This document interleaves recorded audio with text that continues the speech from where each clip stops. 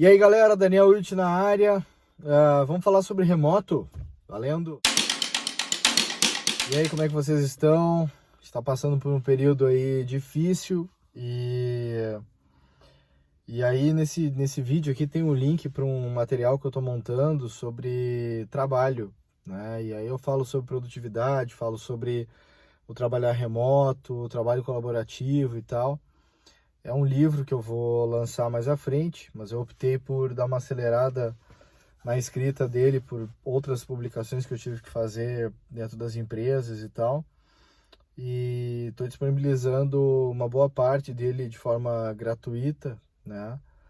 Para a galera poder ter acesso a essas dicas e tal. E eu queria trazer algumas questões aqui sobre o trabalhar remoto, ou trabalhar com o time distante, ou trabalhar, enfim, eu queria trazer alguns itens aqui para a gente considerar. Não vou tentar dizer que são 5 ou 6 ou 3, eu vou trazer os que me vêm à cabeça agora aqui que eu considero mais relevantes. Então, o primeiro deles é a importância da comunicação assíncrona, né? A gente é muitas vezes preocupado em querer que as pessoas nos respondam na hora, e a gente muitas vezes vai estar tentando falar com alguém que está falando com alguém já, né? De repente está focada num telefone ou coisa parecida, e eu preciso esperar, né, essa ligação terminar, essa pessoa parar de fazer esse papo, para então poder questionar o que eu tenho que questionar. Então, toda vez que você mandar mensagem para alguém, não diga oi, né? Diz o que você precisa, fala oi, dá a sua saudação e fala o que você precisa, né? Seja objetivo e traga o contexto daquilo que você está precisando, porque se a pessoa olhar daqui a 10 segundos ou se ela olhar daqui a 2 horas, quando essa pessoa conseguir olhar a sua mensagem, ela consegue consumir e consegue dar a resposta para que você possa seguir, né, no seu trabalho. Então essa questão da comunicação assíncrona acaba sendo um item bastante relevante, né? Se tiver dentro dessa ferramenta que você estiver usando, tiver comunicação por voz, daqui a pouco poder fazer mensagens de voz. Então, mesmo que seja áudio do WhatsApp, a única dica é que se você fizer isso, tenta manter os áudios curtos e coloca um texto dando contexto sobre o que você está enviando ali em seguida em relação ao áudio, né? É importante ter essa dica, tá? Importante também tomar cuidado com os e-mails, ficar mandando muita mensagem, né? Você está mandando do lado das pessoas, já pode ser assim, né? Tendo vários canais diferentes para prestar atenção. Então, cuida os e-mails, de repente o e-mail vai ser mais para informativo, não para gerar discussão. Tenta gerar discussões usando as ferramentas de comunicação, né? Pessoa a pessoa ou pessoa com grupo, né? Estabelece quais são essas ferramentas com a sua equipe, qual é a ferramenta de comunicação de texto, qual é a ferramenta de comunicação de voz, qual é a ferramenta de comunicação um para um, e porque são coisas que vão precisar, quero falar com fulano, ele tem que estar disponível nessa ferramenta de comunicação um para um. Quero falar com a minha equipe, quero mandar um alerta para a minha equipe, saiba qual é essa ferramenta de comunicação de grupo. Vamos fazer uma reunião de sincronia, né, com a equipe. E por onde que a gente vai falar? Essa pergunta não precisa existir. Quem marcar essa agenda tem que saber qual é a ferramenta que tem que ser usada e quem tem que ser convidado e quem tem que participar e qual o link que a pessoa tem que acessar, e assim vai. Também ter repositório, né, de documentos, de arquivos e tal. Então, tem muitas empresas que acabam tendo servidores, né, de documentos, de armazenamento dentro da empresa, e agora está numa situação onde fica difícil de acessar.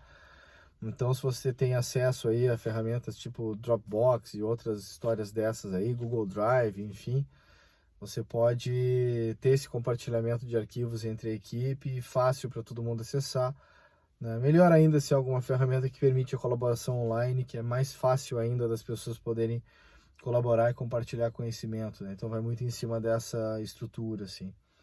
Para mim, o lance do remoto, e eu quero terminar com essa dica, e eu considero ela mais relevante de todas, é a gente saber o que a gente tem para fazer e a gente saber o que a gente faz quando a gente não tem o que fazer.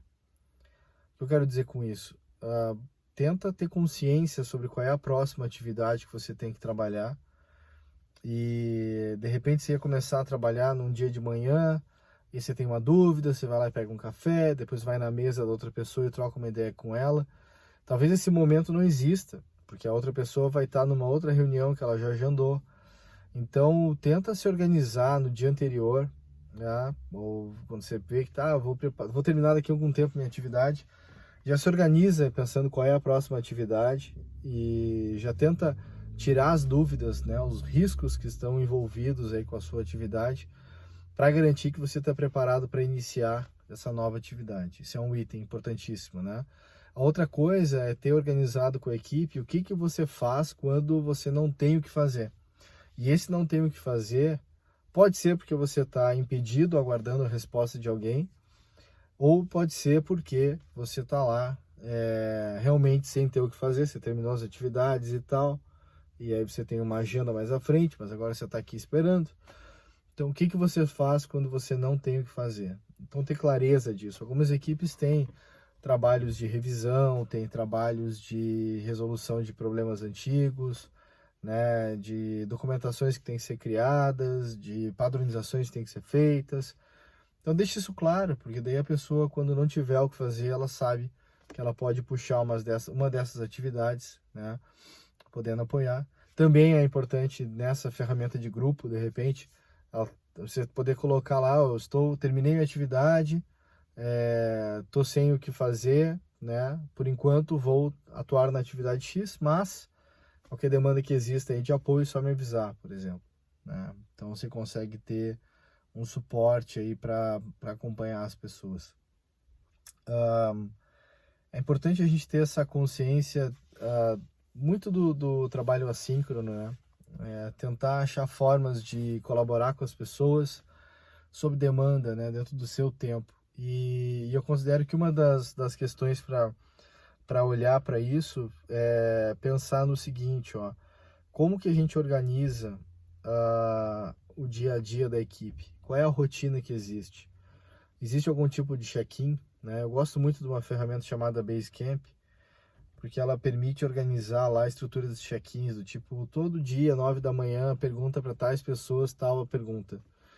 E aí as pessoas podem reportar sobre aquilo, ou pergunta semanalmente, ou pergunta mensalmente, ou pergunta quinzenalmente, ver qual é o processo aí de comunicação que tem dentro do time. Eu acho que é relevante pensar nisso numa equipe, que é todo dia antes de ir embora, fala tal coisa, questiona lá, diz o que você está trabalhando, o que você vai focar amanhã, se está precisando de ajuda.